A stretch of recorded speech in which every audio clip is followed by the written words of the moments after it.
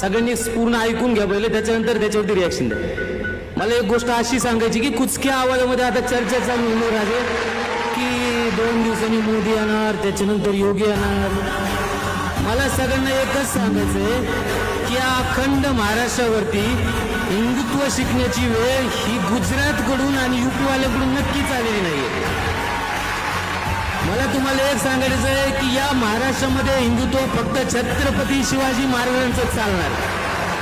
आणि छत्रपती शिवाजी महाराजांचं हिंदुत्व हे 18 पगड जाती 12 बलुतदारांना सोबत घेऊन चालण्याचं हिंदुत्व आहे. कुठल्याही एका जाती धर्माचा अपमान करून जर माझं हिंदुत्व श्रेष्ठ होत असेल तर असलं हिंदुत्व हे माझ्या महाराजांनाही कधी मान्य झालं नसतं. त्याच्यामुळे तुमचं हिंदुत्व हे तुमच्या गुजरातला आणि तुमचं हिंदुत्व हे तुमच्या युपीला तसंच ठेवा.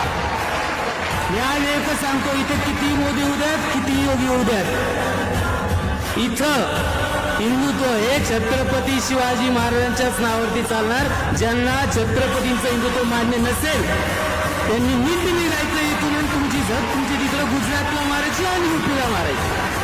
छत्रपती शिवाजी महाराज की